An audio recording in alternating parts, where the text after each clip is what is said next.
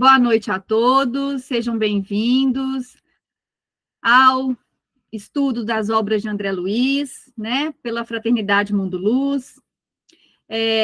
Vamos elevar, então, nosso pensamento a Deus e serenar os nossos corações para que a gente faça mais esse estudo.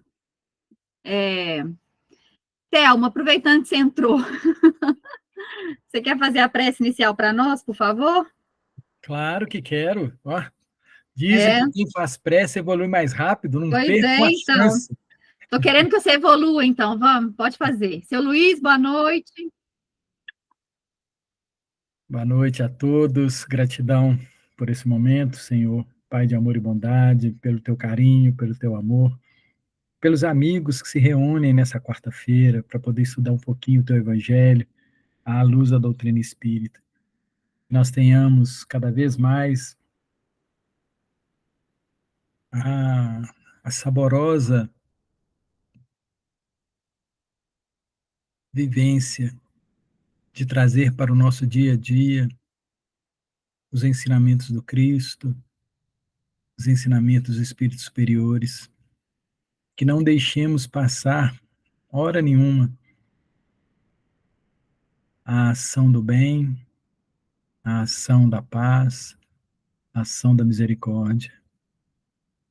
Que usemos constantemente das palavras do Cristo para consolar a nós e aos nossos queridos. Que não nos falte essa alegria, essa certeza de que tudo conspira para que a gente aprenda a viver, a servir e a amar, hoje, agora e sempre. Que assim seja, graças a Deus. Boa noite a Que todos. assim seja. Boa noite. Então, para começar o nosso estudo dessa noite, nós vamos pegar. Eu coloquei lá no grupo, vou só ler em voz alta aqui para as pessoas que estiverem assistindo. As lições 24 do livro Caminho, Verdade e Vida, que chama O Tesouro Enferrujado, e a lição 157 também, que é do Chico e do Emmanuel, né? Que é intitulada Fazer Isso e Viverás, elas estão falando exatamente sobre essas questões que foram tratadas no encontro da semana passada. E aí, também tem em Lucas, capítulo 10, versículo 25 também, tá? Então, para a gente dar continuidade, antes da gente começar com a leitura dos dois últimos parágrafos, nós vamos fazer a conexão com os princípios básicos, né? As obras subsidiárias que a gente está trazendo são essas que eu citei, e para fazer, então, em cima dos dois últimos parágrafos que foram trabalhados, alguém tem alguma sugestão? Eu vou ler um pedacinho, ó, só nessa frase aqui. O homem terrestre não é um deserdado. Vocês conseguem identificar quais princípios estão aí nessa frase? Só nesse pequeno trechinho. Alguém se atreve? O homem terrestre. Se ele está falando de homem terrestre, ele está falando o quê? Da pluralidade dos mundos habitados. Certo? Ok? Conseguiram visualizar? Se ele está falando deserdado, nós somos herdeiros de quem? Outro princípio básico. Primeiro princípio. Deus. Certo? Ok? Reencarnação também. Sim, reencarnação também, né? Porque eu ia falar da reencarnação um pouquinho mais para baixo, mas enfim. Aí ele fala, o Filho de Deus, então ele já está agora dando completamente a dica para nós, né? Então, o Filho de Deus, então ele está falando sobre Deus, em trabalho construtivo. Se ele está falando em trabalho construtivo, envergando a roupagem da carne, aluno de escola benemérita, onde precisa aprender e elevar-se, ele está falando de evolução, né? A luta humana é uma oportunidade e uma ferramenta e seu livro, né? É sua ferramenta e seu livro. Aí ele está falando agora, ó, O intercâmbio com o invisível, então, se ele está falando do intercâmbio com o invisível, ele está falando de duas coisas. Ele está falando de plano espiritual e de mediunidade. Concordam? É um movimento sagrado em função restauradora do cristianismo puro, que ninguém, todavia, se descuide das necessidades próprias. Aí ele está falando de livre-arbítrio. Nós temos que não nos descuidar, né? Das necessidades próprias no lugar de ocupar, no lugar que ocupa pela vontade do Senhor. Então, viram como é que em 2 parágrafos pequenos a gente encontra várias coisas, várias conexões com os princípios básicos, né, com as obras que nós estamos estudando, que eu acabei de citar, que são mais um aporte aí para a gente estar fazendo essa conexão e tendo um melhor entendimento do que Emmanuel está trazendo para nós. Alguém tem algum comentário ou acha que tem mais algum outro princípio que não foi dito? Moçada, vocês estão muito calados hoje. Eu gostaria só de falar boa noite, tá, gente? Boa noite para todos. Boa noite. Dona Rosana, eu sei que a senhora está gripada, mas a senhora não está com calo na língua, viu? Lembra disso. Pode falar, tá bom? Eu estou com muita tosse, eu estou muito ruim. Ô, tadinha. Mas, moçada, é mais ou menos isso. A gente precisa lembrar de fazer essas conexões. Então, quando a gente estiver lendo os capítulos, né, as partes que a gente estiver lendo, a gente precisa fazer essa conexão, tá? Combinado? Eu sei que agora no início é um pouco complicado, é um pouco mais difícil de visualizar, porque não é um hábito que a gente tem. Mas fazendo aos poucos, hoje eu já consigo, só de assistir um determinado estudo, eu já consigo identificar os pontos que a pessoa está trazendo, né? Já sei, ele está falando de plano espiritual, está falando de vida futura, está falando de mortalidade, está falando disso, está falando daquilo. Então, a gente vai adquirindo essa destreza com o passar do tempo. Mas a gente precisa, então, colocar em prática, tá? E aí, vamos continuar, então, o nosso estudo.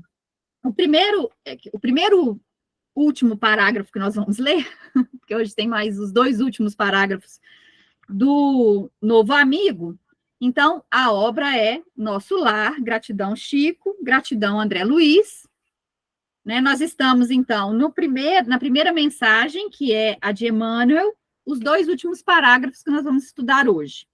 Então, ele fala assim: André Luiz vem contar a você, nós, né, leitor amigo, que a maior surpresa da morte carnal é a de nos colocar face a face com a própria consciência, onde edificamos o céu. Olha só que interessante isso, porque tem um princípio básico bem nítido aí, vocês conseguem identificar? Olha só, a surpresa da morte carnal é a de nos colocar face a face com a própria consciência. É o quê? É a lei?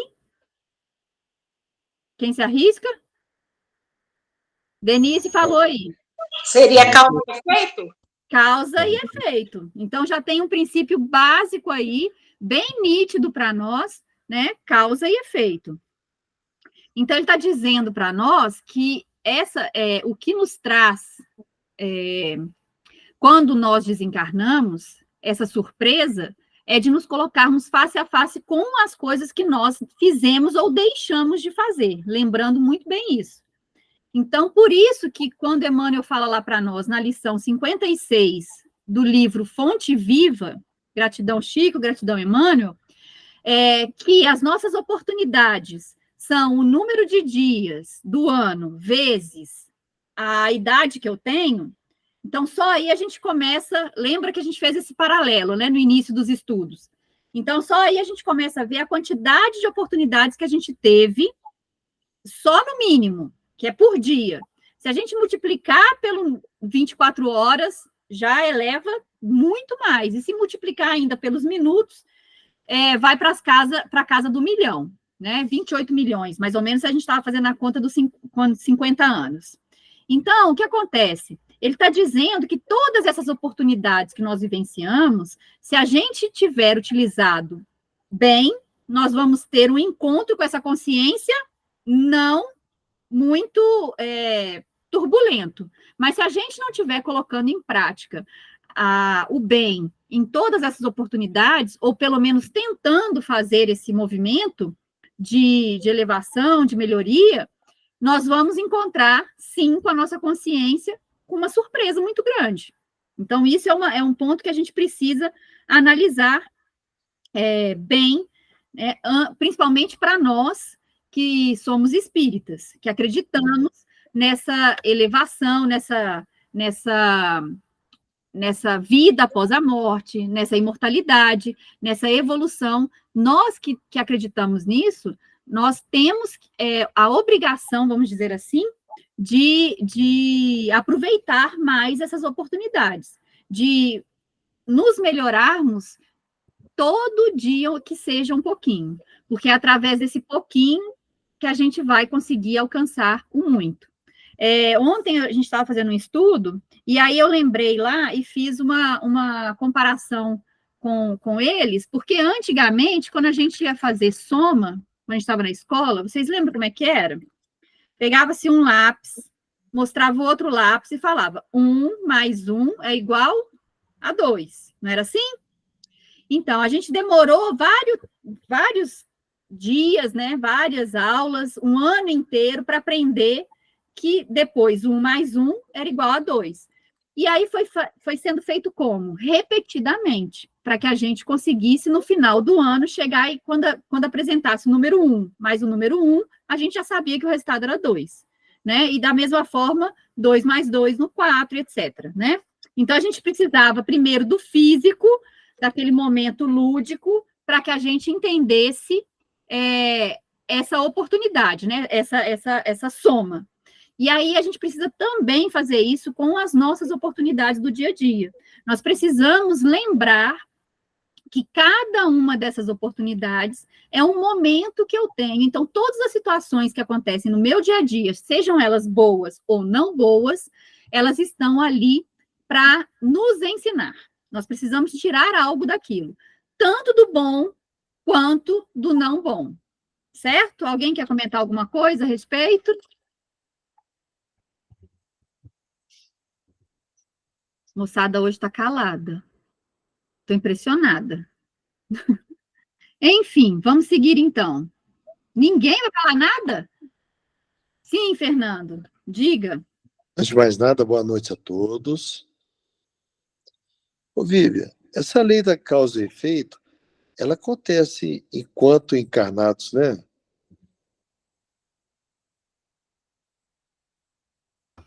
Fernando, ela acontece não só após o desencarne. Tem coisa que a gente faz e, vamos dizer assim, automaticamente a gente recebe as consequências. Né? Determinadas atitudes, isso vai acontecer. Mas tem coisas que a gente faz que às vezes a gente nem sabe que fez e que vão ser... Às vezes a gente está passando, por exemplo, às vezes acontece, a lei de causa e efeito é muito interessante, porque um movimento pequeno que seja em prol do bem, ele nos abona várias coisas. Eu lembro que a gente usa um exemplo para ficar mais nítido, tipo assim, vamos dizer que nessa encarnação, né, para você ver que pode ser que aconteça agora, como pode ser que aconteça depois. Então, por exemplo, tem uma encarnação que eu resolvi ser um homem-bomba, né? Fui lá num estádio e matei centenas de pessoas, certo? E lógico que eu morri junto. E aí o que acontece? Quando eu desencarno, que eu encontro com essa minha consciência, que eu tenho esse vislumbre do quão errado eu agi, eu volto com uma missão, por exemplo, de descobrir uma vacina que vai salvar milhões, né? Então, de centenas, eu salvo milhões. Então, não tem não é exatamente aquilo que eu cometi que eu vou ter que pagar. Eu vou ter que pagar, mas pode ser que eu pague menos né? Ou pode ser que eu pague, não é no sentido de mais, né? É no sentido de... no sentido de... Eu não vou ter que voltar, por exemplo, centenas de vezes para pagar aquelas mortes todas. Eu estou salvando milhões com uma vacina. Eu não sei se eu estou conseguindo dar o ilustrativo. Tá. Entendi, perfeito, entendi. Então, pode ser que aconteça agora, porque, por exemplo, né, talvez, se eu tivesse feito um atentado e tivesse depois caído em mim e feito algo para resolver essa questão, acontece também essas coisas. Fala, Márcio, para nós. Eu sei que eu falo. Boa noite, meus colegas. Boa noite. Eu acho muito interessante essa passagem, né? E que realmente mexe com a gente quando você fala de você estar frente a frente com a própria consciência. Então, imediatamente nos vem à mente, né?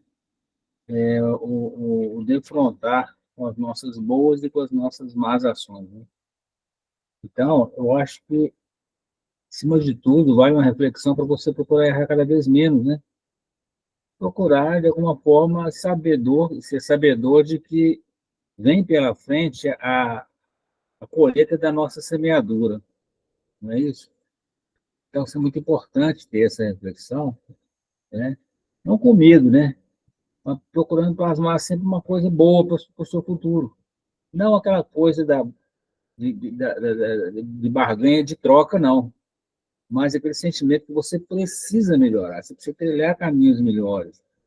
Fácil não é, a gente sabe disso, que a gente está aqui, nesse planeta de provas e expiações, né, cheio, somos devedores, como o Ricardo sempre fala, né, em campanha do quilo, né, eu acho muito apropriado, né, a gente entrou que você é devedor, tá, quanto passivo, vamos trabalhar.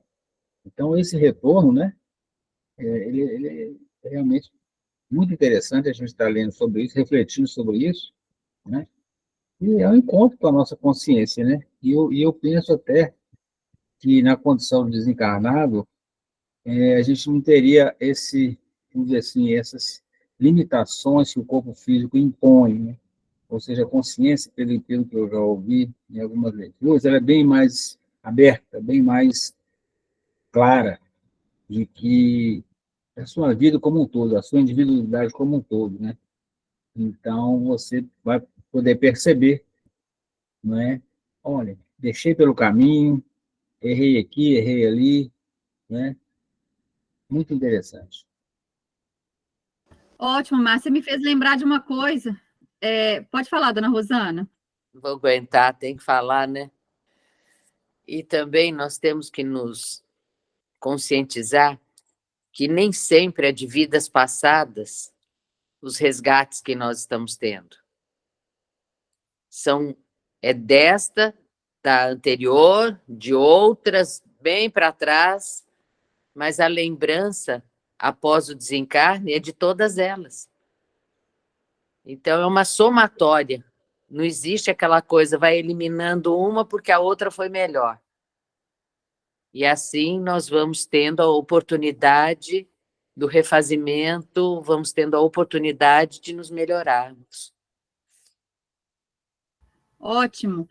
Aí, olha só que interessante que ele fala a seguir, né? Ele fala assim, então, essa consciência, quando a gente adquire essa consciência, quando a gente se depara com essa consciência, ele fala, né? Então, onde edificamos o céu, estacionamos no purgatório ou nos precipitamos no abismo infernal. Isso é muito, muito interessante, porque esses locais não é consequência dos meus atos, é consequência minha, sou eu que escolho estar nesses lugares.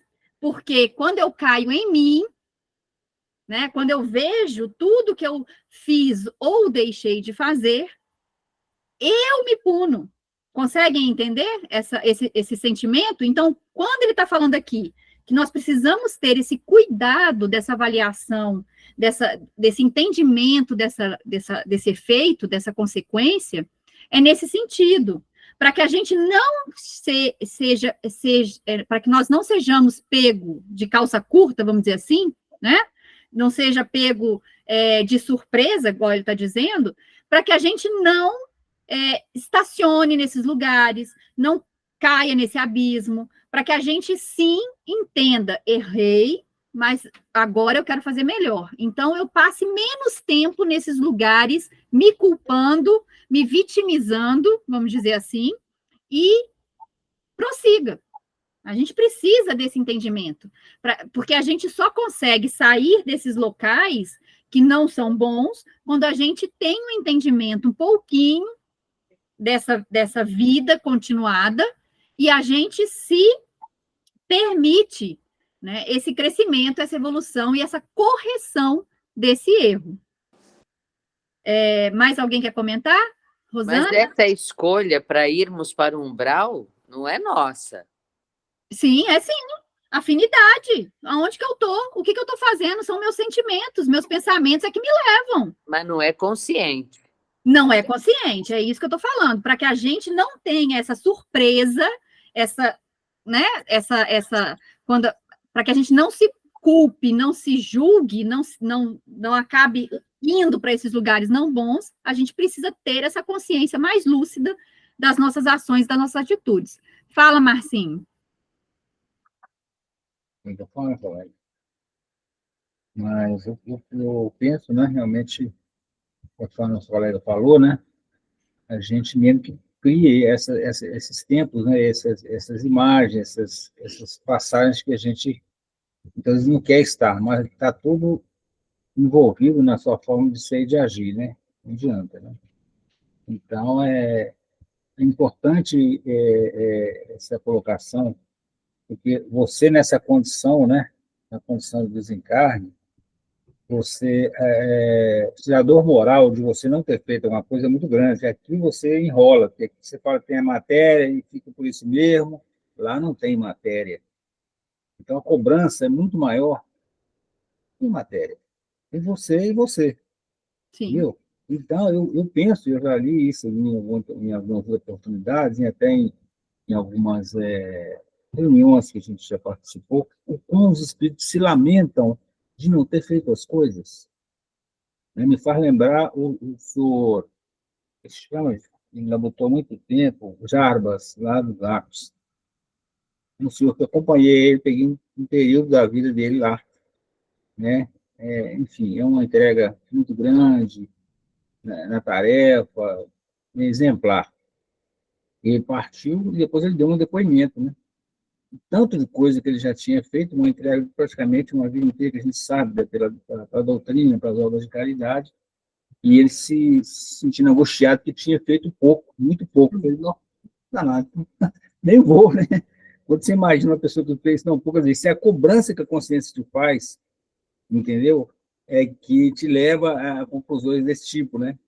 Sim. Então, isso é importante a gente refletir sobre isso, né? E a cada espaço que surgir, procure sempre fazer sempre a melhor escolha, fazer o bem, vencer aí o homem velho a cada tempo, a cada passagem, né?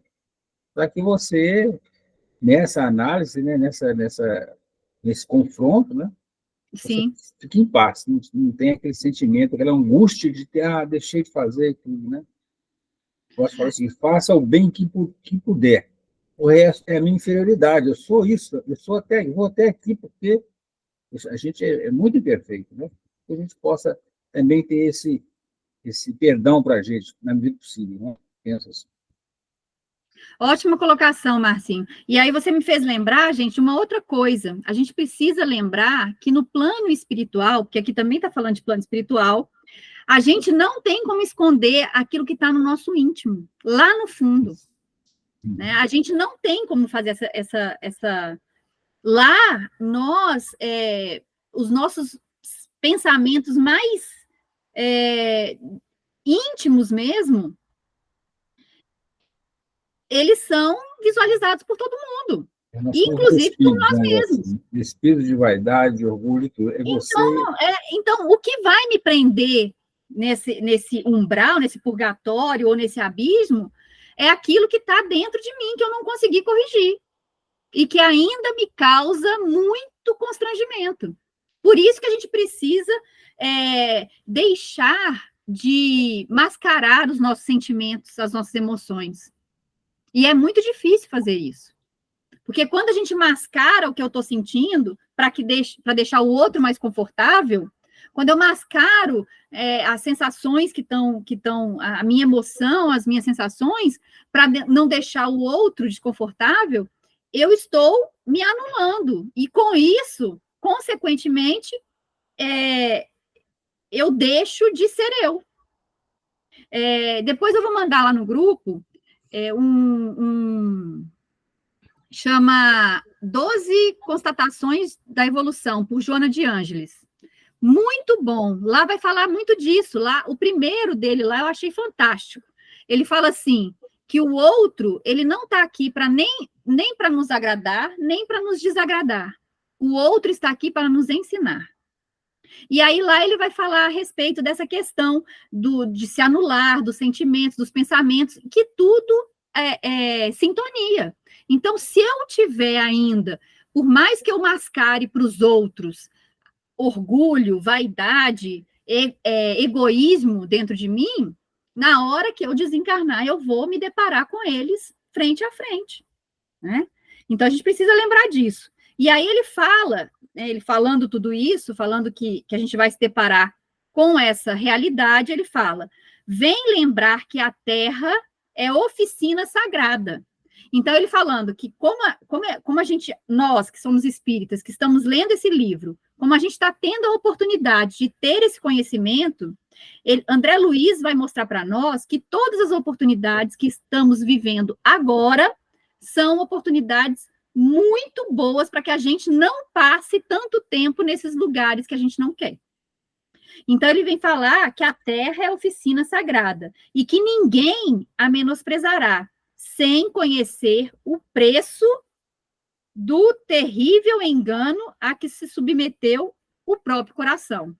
Então, nós que estamos lendo isso hoje, precisamos, sim, tomar uma postura, tomar uma consciência daquilo que nós estamos fazendo, para que a gente erre menos, foi o que o Marcinho falou, para que a gente erre menos, né? E não se afinize demais com esses lugares que a gente não quer estar. Aí a gente brinca, mas é uma realidade também. Se eu, né, estou muito engajada nesses estudos, numa casa, fazendo uma tarefa e tudo mais, quando eu desencarnar, o que eu vou fazer nos dias que eu tenho essas tarefas, esses estudos? Muito possivelmente eu vou continuar indo para esses lugares. Conseguem perceber? Por quê? Porque eu estou com vontade disso, porque hoje eu já sinto essa necessidade de fazer esse movimento. Então, na hora que eu desencarnar, o meu purgatório, entre aspas, porque se eu ainda não fui para um lugar melhor para aprender, para me conscientizar de algumas coisas e ajudar, é porque, mesmo que eu esteja indo para as tarefas que eu faço, é um purgatório, consegue entender? Porque eu ainda não percebi que eu saí da carne, porque eu ainda não percebi que eu estou repetindo as tarefas e que ninguém está me vendo, vamos dizer assim, né? Eu continuo fazendo o mesmo movimento, mas por quê? Por automatismo, muitas das vezes. Pela afinidade daquele pensamento que eu estou conectado. Então, eu preciso ter esse entendimento dentro de mim, que essas coisas fazem parte de mim, do meu eu, da minha essência, e eu vou encontrar, na hora que eu desencarnar, a minha essência, vou dar de cara com ela. É esse encontro dessa consciência. Conseguem perceber? A minha essência não tem como eu negar, nem para mim, nem para os outros quando eu estou no plano espiritual. Vamos lá, gente. Alguém quer comentar alguma coisa? Então, nós falamos aí, ó, sobre causa e efeito, falamos sobre evolução, falamos sobre plano espiritual. E aí? Quais são os comentários? Ninguém? Telmo? Laurita? Ícaros? Gislene? Gislene acho que está impossibilitada de falar. Rodolfo? Ah, Rodolfo! Causa e efeito, o quê? Causa e efeito, nós vimos nesse parágrafo aqui, causa e efeito, evolução e plano espiritual. Vivian. Diga, seu Luiz. Bem, com relação a essa questão, né, a pessoa desencarna e, em geral, vai lá para o umbral, né, para ter lá uma consciência do que ele fez de errado, e através de uma revisão na sua consciência, ele busca lá o perdão, através também de um pedido de um familiar, uma coisa assim. Eu entendo que quando a pessoa falece, ele gostaria de ir lá para o plano superior, não é Com verdade? certeza. Todos nós queremos isso. Então, essa ida dele para o umbral, não é ele que faz isso. Eu acho que há uma determinação, seja através de uma determinação divina, através de espíritos superiores, que colocam ele lá para realmente ter um arrependimento, né? E buscar um sentido de ser perdoado e tudo mais. Porque eu vejo, em algumas situações lá na reunião, que a entidade fala assim, puxa, mas eu contribuí tanto com a igreja, eu paguei tanto dinheiro para a igreja e me jogaram lá naquele buraco. Então, não, eu acho que ele não vai conscientemente, quando ele desencarna, para lá. Ele é colocado lá, sem saber o que está acontecendo, e depois, com o passar de um certo tempo, ele começa a ter uma sintonia de pensamento, no qual ele vai buscar um recurso, vai buscar uma maneira de sair daquele local, não é verdade? Então, essa questão de que ele desencarna e ele já sabedor que vai para lá, a menos nós que já temos um pouco de conhecimento, que a gente realmente vai passar por esse momento lá, talvez mais ou menos tempo, mas de maneira geral as pessoas não sabem disso não, né? Então, não é com a consciência dele aberta que ele vai para lá, porque ele não gostaria de ir para lá, ele sabe que ele vai passar por sofrimentos, vai passar tudo mais. A consciência dele, né, ela não tem essa informação ao desencarnar. Ele é simplesmente, vamos dizer, não vou usar o termo correto, mas ele é jogado lá naquele buraco, entendeu? E aí ele vai ter aquelas situações de provas, né, das situações do prejuízo que ele causou a muitas pessoas, e aí, com o passar dos anos ou dos séculos, sei lá, ele vai proceder a um arrependimento, onde ele depois sai, né, e ele é auxiliado pela espiritualidade através dessa revisão da sua consciência, entendeu? Acho que é... Vamos analisar um pouquinho isso aí que o senhor falou, seu Luiz. Vamos supor que seja dessa maneira. Se o espírito fosse levado para um determinado local para que ele enxergue as coisas, seria um julgamento. Então, não está na lei, né? Jesus não julga ninguém. Ninguém vai para o umbral porque ele precisa passar por aquilo. A gente precisa entender que pode ser até que eu não tenha consciência plena de que eu estou no umbral. Mas, por exemplo, um espírito que pagou, eu contribuía com a igreja e tudo mais, mas ele não acreditava em reencarnação, em vida após a morte. Ele não acreditava. Então, ele está passando por aquele processo ali para que ele se caia na realidade, vamos dizer assim. Ele está passando por aquele processo ali porque ele ainda não acredita que existe essa continuidade da vida. Então, ele está naquele processo ali para evoluir. Não é porque ele quer conscientemente estar ali. A gente precisa lembrar, gente, que toda essa lei de causa e efeito, ela é muito ampla nesse sentido. Porque Jesus não julga ninguém, né? Certo? Jesus, inclusive lá com a mulher adúltera, ele faz o quê? Ele faz nós refletirmos. Ele fala, atire a primeira pedra aquele que não tem pecado. Ele não falou quem tem pecado. Nós é que paramos naquele momento para analisar a situação interna e descobrimos que nós pecamos. E aí não atiramos as pedras. Então, o que acontece com a questão do umbral é nesse sentido.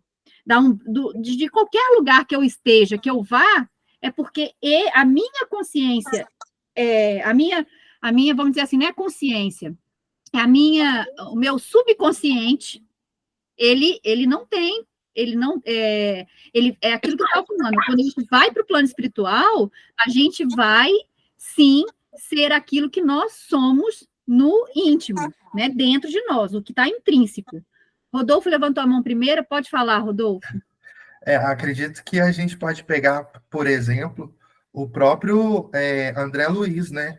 Porque, por exemplo, ele foi parar no Umbral, mas ele nem sabia que existia. A gente pode chegar até falar que é uma coisa cultural, em meio que a gente vê, assim, né? Por exemplo, nesses casos de acolhimento que o seu Luiz citou, muitas vezes o padre está fazendo aquilo que ele aprendeu a vida toda.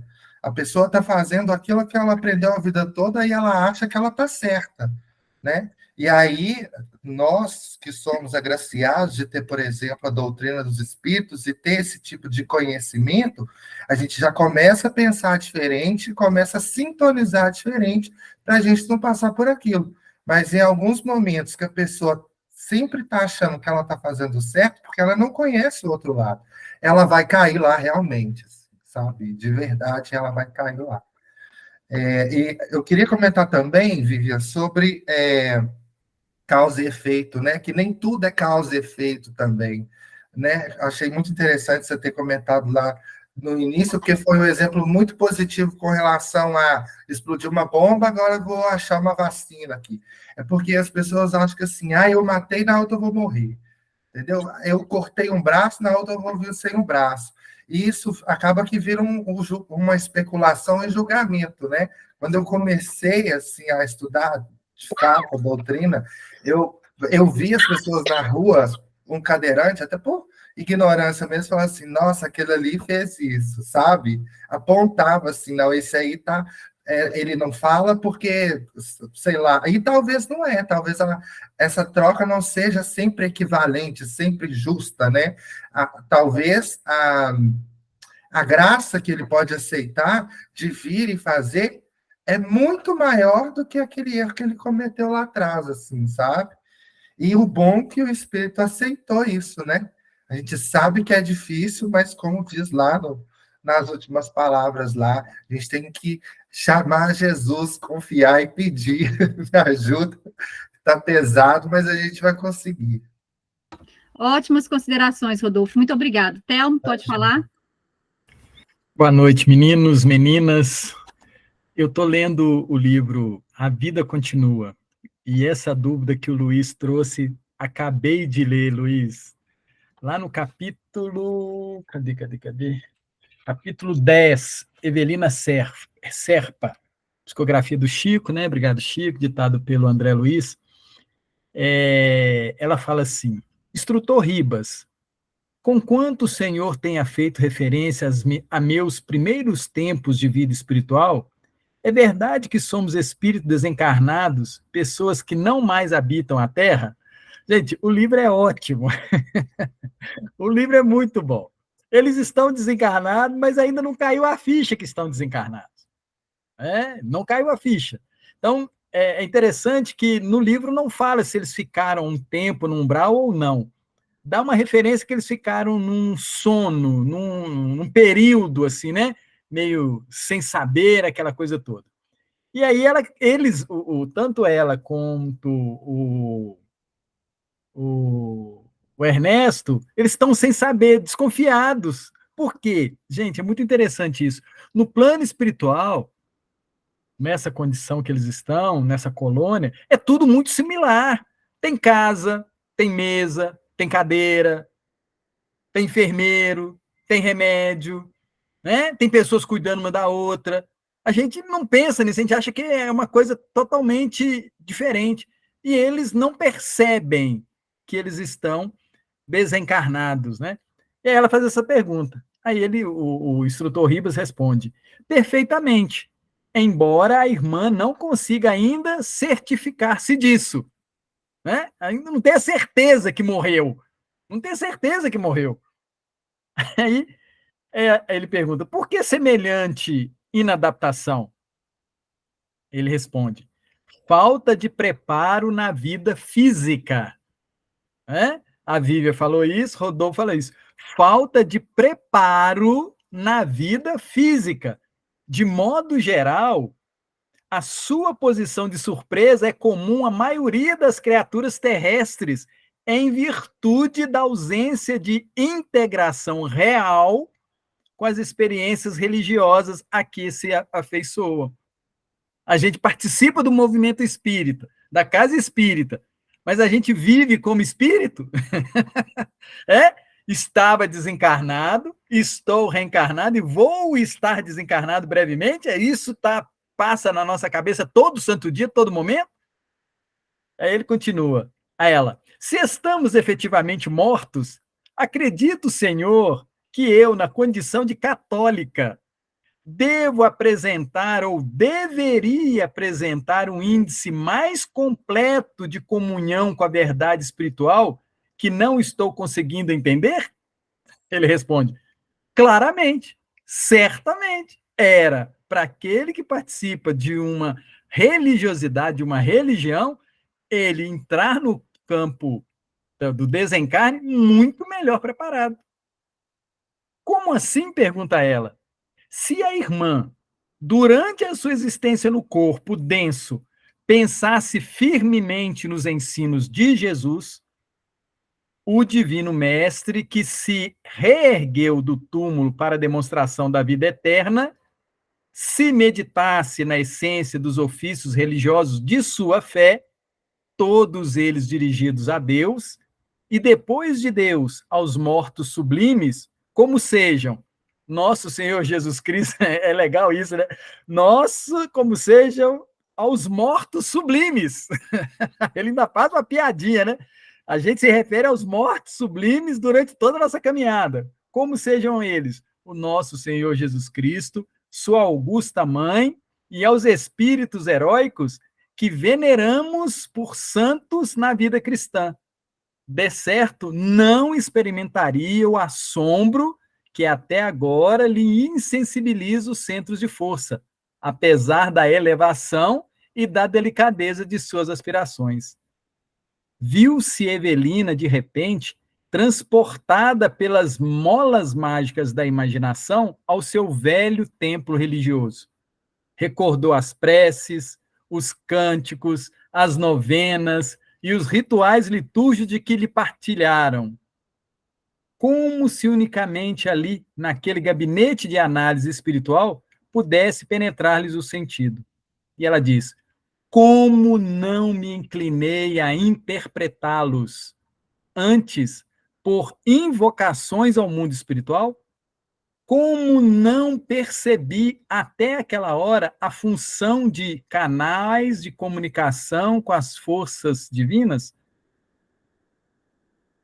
E ela finaliza assim, e ao refletir no mestre de paciência infinita, a cuja magnanimidade recorria em todas as dificuldades e tribulações, sem se dar ao trabalho de perquerir-lhes as lições e acompanhar-lhe os exemplos, entrou em crise de lágrimas, qual se a fé cristã excelsa e piedosa se lhe transfigurasse em juiz nos recessos da alma, exprobando-lhe o comportamento. Aí ela fala em prantos, oh meu Deus, por que precisei morrer para compreender? Por que, Senhor? Por quê? Né? Muito interessante isso, vale a pena ler, viu, gente? Ou então reler, e a vida continua, que ela traz esse esclarecimento dessa transição. Falei demais. Ótimo, muito bom. Então, ó, você até usou uma palavra aí que a gente pode usar. O juiz dos nossos atos somos nós mesmos. Então, para onde que a gente vai, essa sintonia, essa vibração vai depender da nossa consciência. E ele fala aqui, né? André Luiz vem lembrar que a Terra é oficina sagrada. Então, aproveitemos essa oportunidade. Continuando, vamos para o último parágrafo do livro, que fala, do livro não, da mensagem de Emmanuel, que fala, guarde a experiência dele no livro d'alma. Então, ele está dizendo, ele está dando uma dica aqui para nós. Tudo que a gente vai ler, que a gente vai analisar, que a gente vai trocar essas informações, esse debate, esse estudo, é para a gente guardar lá no nosso livro da alma, para que a gente lembre, né? Quando a gente precisar lembrar, a gente lembre. Então, ele fala, ela diz bem alto que não basta a criatura apegar-se à existência humana, mas precisa saber aproveitá-la dignamente. Que os passos do cristão em qualquer escola religiosa, ah lá, o que o Thelmo estava falando, não era uma católica? O seu Luiz estava falando, não era um padre? Então, a gente precisa lembrar disso. Em qualquer escola religiosa, devem dirigir-se verdadeiramente ao Cristo. Então, olha só que informação maravilhosa nós estamos já adquirindo nesse último parágrafo. Nós precisamos lembrar de dirigir toda os nossos atos, as nossas ações, as nossas atitudes, verdadeiramente em direção ao Cristo. Então, se a gente estiver utilizando desta maneira as nossas oportunidades na Terra, nós vamos estar galgando esses lugares melhores. Galgando essa consciência mais tranquila, esse subconsciente sem julgamento. Né? Lá o Thelmo vai saber melhor, eu não sei qual é o livro, que tem o projeto reencarnatório de Segismundo, ele fala lá que ele vai vir com defeito na perna, só um minuto, Thelmo, que ele vai vir com defeito na perna, não é por causa de outra coisa, é por causa da vaidade, para que ele não caia mais na vaidade. Então, a gente precisa lembrar, igual o Rodolfo estava falando, dessa questão da causa e efeito, que ela não é exatamente o valor que eu dei, é o que eu tenho que pagar. Eu posso pagar para mais, né? Igual a questão que a gente estava falando do matei centenas e estou salvando bilhões, ou eu posso pagar para menos, dependendo da quantidade que eu estou me desprendendo para aquilo, né? De todo o sentimento que eu estou colocando em cima daquilo. Então, depende muito, não é mesmo peso e a mesma medida. É no sentido de que eu preciso pagar. Agora, como eu vou pagar e de que forma eu vou pagar é que a minha consciência vai me dizer. Diga aí, Thelmo, qual é o livro? O livro é o Missionários da Luz, né? Psicografia do Chico, ditado pelo André Luiz. Está lá no capítulo 12. É uma conversa entre Manassés e Silvério. E é interessante que a gente faz uma confusão enorme entre lei de ação e reação e lei de causa e efeito. Vocês sabem a diferença, gente? Lei de causa e efeito e lei de ação e reação? Tem diferença ou não tem diferença? Tem diferença. A lei de causa e efeito é uma lei divina. A lei de ação e reação é uma lei da física. Imagina se ela fosse uma lei divina, a ação e reação. Eu jogo 50 quilos na parede, volta em mim 50 quilos, não é assim? Eu cortei 50 braços, eu causei um acidente automobilístico e faleceu ali, né? Um ônibus caiu no precipício, morreu 60 pessoas, 70 pessoas. Eu vou ter que morrer 60, 70 vezes? Porque a lei de ação e reação é assim. Mesma força, mesma intensidade, não é assim? A lei de causa e efeito, não. Ela tem o componente divino. Ela só exige que a gente sofra aquele impacto até o momento que a gente aprenda. Gente, isso é misericórdia.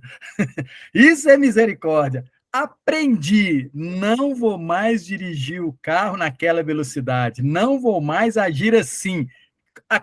Tomei essa consciência, tenho todo o cuidado, pronto. Estou quite com a lei. Ou seja, na minha próxima caminhada, em toda a minha vida futura, eu nunca mais vou repetir aquela causa. Aprendi. Então, a gente precisa ter essa percepção. Lei de causa e efeito, misericórdia divina, lei de ação e reação, lei da física. Tá, gente? Beijinho, fui. Ótimo. Márcio, quer falar? Não, eu realmente faço reverência ao meu coleguinha aí, né? Explicou aí de forma magnífica aí, né? E realmente dá para confundir, né? Mas, em cima disso que eu comentava aí, vale lembrar, né? Que nós não estamos vivendo o olho por olho, dente por dente, lá da época de Moisés. Não é o olho por olho, dente por dente.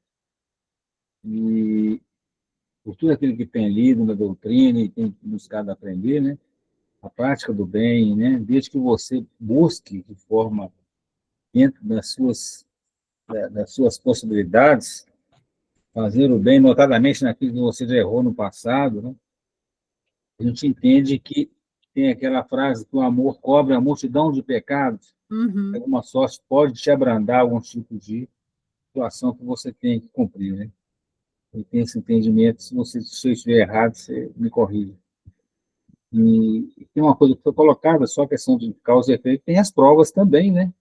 Nesse cenário aí tem as provas, né? Causa e efeito, são provas que você tem que cumprir para ver se realmente você já superou algum tipo de, enfim, algum tipo de alguma virtude que você não tinha, alguma oportunidade que você está tendo para poder se colocar à prova, como o próprio nome diz. A prova, meu entendimento, não seria nem causa nem efeito. É a oportunidade que você tem para se balizar em relação ao que você tem buscado aprender ao longo do tempo, para ver se você passa ou não passa, né? Em situações que você já faliu um dia. É isso que eu tenho. O Márcio, amigos, tem uma outra coisa que a gente precisa considerar. Está lá no livro Céu e Inferno, né, da codificação, lá tem o Código Penal da Vida Futura. Gente, o povo que gosta da área jurídica aí, né, é uma área muito interessante. Lá tem o Código Penal da Vida Futura. E lá fala exatamente sobre essas questões do que nós estamos vivenciando. Ele fala que quando a gente se equivoca em alguma coisa, a gente precisa, né, o passo a passo, se arrepender. Arrepender de ter chutado o cachorro, ter dado uma resposta, não é isso? A gente se arrepende, pede perdão. Acabou o processo? Não. A gente precisa passar para a próxima fase, que é a expiação. Tá? O que é expiação? Sentir aquele desconforto que eu causei em alguém. Ok? Então, nós nesse momento aqui, estamos vivenciando muito isso. Acabou o processo? Ainda não. Falta a reparação. Tá? Então, a gente precisa olhar para o nosso viver, para o nosso dia a dia, e ver, com certas pessoas, nós estamos arrependendo, pedindo perdão. Com outras pessoas, nós estamos expiando, sentindo aquela dor. E com outras, nós estamos reparando, porque é tudo muito misturado, porque nós convivemos com N pessoas. Então, cada um da nossa convivência, principalmente dentro da família, a gente vive essas situações. A gente precisa entender isso. A prova, Márcio e amigos, é saber conferir, averiguar se a gente sabe. Não é assim que é uma prova? Você estuda, reflete, e depois você vai lá, né? Você recebe a prova e vai fazer o exercício. Será que eu sei? Aí a gente passa por provas dos nossos desequilíbrios de outrora, para ver se nesse momento a gente já consegue não cometer aquele mesmo equívoco, né? Emmanuel trata isso melhor do que eu, viu, gente? Muito bem. Ótimo, muito boas elucidações. E aí, para finalizar, então, o parágrafo, ele fala assim, então a gente precisa dirigir-se verdadeiramente ao Cristo e que, em nosso campo doutrinário, precisamos, em verdade, o que a gente precisa? Do Espiritismo, que é o Espiritismo, está lá no Livro dos Espíritos, viu, gente? Lá no início da introdução está dizendo, Espiritismo tem por princípios as relações do mundo material com a dos espíritos, ou seres do mundo invisível, é o Espiritismo. E o espiritualismo é o oposto do materialismo. Quem crê haver em si outra coisa que a matéria é espiritualista. Então, ele está falando que, além de dirigirmos verdadeiramente ao Cristo, a gente precisa do espiritismo e do espiritualismo, mas muito mais de espiritualidade. A espiritualidade é o quê? Essa conexão, essa ligação, esse entendimento de melhora, de crescimento, de galgar os passos do Cristo, né, de fazermos essa conexão com o plano invisível desta maneira, né, de estarmos mesmo, de entendermos mesmo que Deus está, a causa, como é que é? A inteligência suprema, a causa primária de todas as coisas, então que ele rege tudo, entender que Cristo é o governador do planeta Terra e que nada acontece por acaso, entendermos que nós temos um anjo protetor que está do nosso lado, então fazer essa conexão sempre com o plano espiritual, nessa visualização de que nós podemos sim evoluir, crescer, aprimorar e aprender. Porque Cristo disse para nós que nós faríamos o que ele fez e muito mais. Então, é nesse sentido que essa espiritualidade é o que a gente precisa mais, é colocar em prática tudo isso que nós acreditamos, que é o espiritismo e o espiritualismo. Nós acreditamos que isso é verdade, então precisamos começar a nos conectar realmente com essa divindade, né, como sendo nosso pai mesmo, nosso mestre, nosso guia, nosso mentor, e ter esse entendimento para que a gente se conecte durante o dia mais vezes com esse plano invisível. Alguém quer comentar mais alguma coisa? Então, aqui nós estamos falando de evolução, de plano espiritual, de pluralidade dos mundos habitados, estamos falando de causa e efeito, estamos falando de mediunidade, de imortalidade da alma, porque se a gente está falando, né, dessa continuidade da vida, né, a gente está falando de imortalidade da alma. Nós estamos falando sobre várias coisas aqui nesse momento. Alguém mais, para a gente finalizar? Mais 4 minutinhos aí? Mais algumas considerações? Ninguém, gente? Ô, Vivi, eu gostaria só de fazer um pedido, que a minha irmã continua internada, o estado dela não é favorável, ela está se alimentando por sonda, sabe? Então, eu gostaria só de pedir para vocês colocarem ela novamente nas orações, que ela continue sendo ajudada. Sim, eu anotei o nome dela aqui, Sônia Maria de Oliveira Prado, não é isso? Isso. Ok, vamos colocar de novo, sim. E as nossas orações agora, no final, também serão em intenção a ela. Ícaros, pode falar, por favor. Oi, pessoal, boa noite, tudo bem? Então, eu achei bastante pertinente aí, e realmente cada esclarecimento aí foi de grande valia para a gente entender um pouco mais como é que é do lado de lá, né? Eu também assisti o filme já 2 vezes, né? Agora estou estudando um pouco mais o livro de forma mais aprofundada com vocês, mas ainda fica uma coisa assim, uma certa dúvida com relação, uma coisa que a gente percebeu que foi um pouco relatado aqui, é que se realmente, né, a gente desencarna, né, no processo do desencarne, igual a gente viu no próprio, eu estou falando agora um pouco mais do filme, né, a hora que André Luiz custou, de uma maneira ou outra, entender que ele estava num plano espiritual. Passou por todo aquele lugar, por aquele ambiente que ele também não entendia, né? E quando ele teve a oportunidade de voltar, que foi cedido a ele uma oportunidade dele voltar até para rever os familiares, naquele momento que ele já estava um bom tempo na colônia, já estava fazendo até suas tarefas, né, para ter seus horas bônus, que lá no filme relata horas bônus, né? E a gente eu percebi pelo menos, que por um relance que ele desceu, né, quando ele voltou aqui na Terra, e ele encontrou o atual esposo da viúva, né, da mulher dele, ele teve um momento de ira, teve um momento de raiva, e naquele momento ele voltou para o umbral, em fração de segundos. E, assim, queria que vocês me explicassem se, então, o umbral é só uma questão de vibração, você pode ir tanto para lá por vibração, quanto sair de lá por vibração. Sabe me dizer um pouco mais sobre isso? Sim, é muito daquilo que a gente estava falando, desse inconsciente, né, daquilo que está dentro de mim. Então, o que acontece naquele momento, ele volta muito para a parte material, né, aquele da possessividade, né, da detenção, né, era minha esposa, eram meus filhos, a minha casa, né? Então, ele baixa essa vibração dele, ele cai nesse momento, de novo, materialista.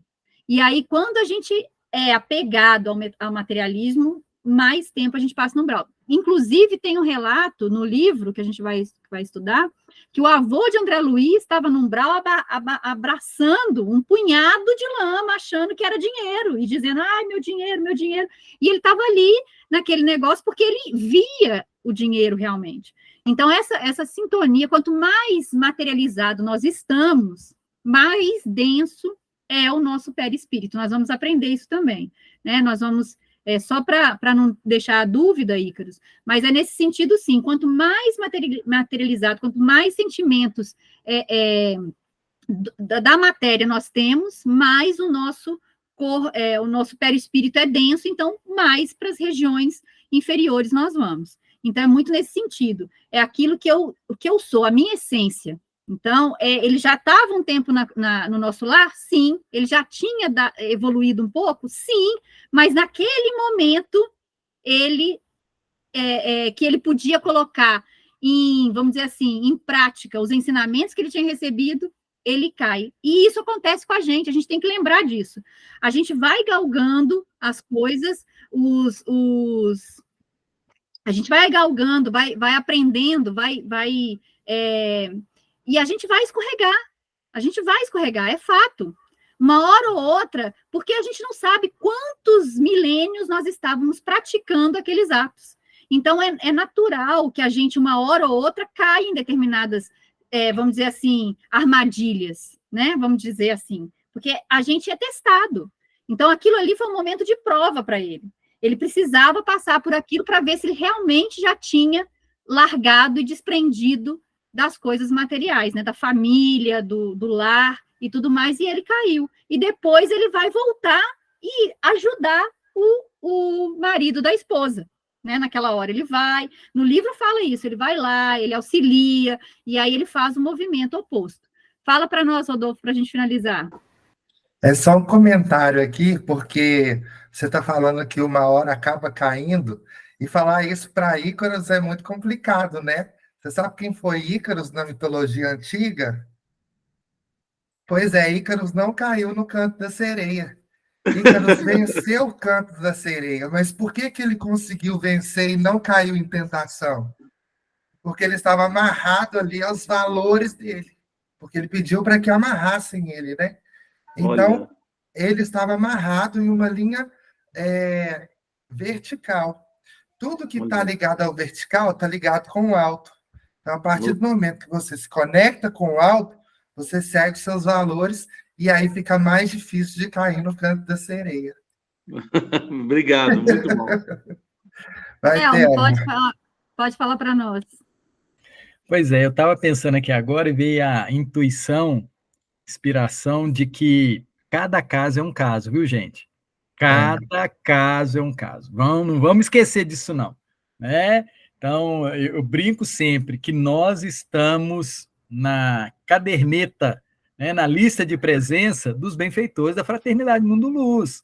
Né? Nós que estamos vinculados a cada espírito, nós estamos lá. Então, se a gente desencarnando, passando por uma dificuldade, até reencarnado, quando a gente lembra deles, eles vêm em nosso socorro, gente. Então, acho que a gente precisa lembrar muito disso. Eu brinco que eu vou demorar os segundos no umbral até eu fazer uma prece, até eu pedir, né? A Joseph, pedir ao Glacos, pedir a irmã Sheila, pedir a turma do Cantinho de Jesus, é o tempo que eu vou ficar lá. Porque isso é a aula primorosa do livro Nosso Lar, é isso. O tempo que se demora, que o André Luiz demorou para fazer uma prece. Eu acho que esse é um grande ensinamento que o livro Nosso Lar traz para a gente. Então, nós vamos ficar naquela condição enquanto nós estivermos distraídos das questões espirituais. Como bem disse o Rodolfo, verticalizados, né? Estando verticalizados, gente, nós vamos literalmente passar pelo umbral. É o que a Emmanuel está dizendo, né? Que a gente precisa dessa, mais do que o espiritismo, espiritualismo, nós precisamos da espiritualidade, né? Essa ligação, essa conexão com o mais alto. Bom, meus amigos, minhas amigas, gratidão mais uma vez por esse estudo maravilhoso, repleto de ensinamentos para todos nós, né? E alguém se voluntaria a fazer a prece final? Marcinho, que já está com o microfone aberto. Sim, gente, vamos, acima de tudo, né, levar o nosso pensamento a Deus em agradecimento pelo dom da vida, agradecer a Jesus, nosso guia, nosso mestre, exemplo de conduta para todos nós, agradecer a espiritualidade que nos aceita com muito carinho nesse estudo, que nos proporciona a oportunidade de aprendizado do Evangelho de Jesus, chamando, evidentemente, a traduzir isso em atitudes. E essas vibrações de paz e serenidade que estamos experimentando sigam conosco.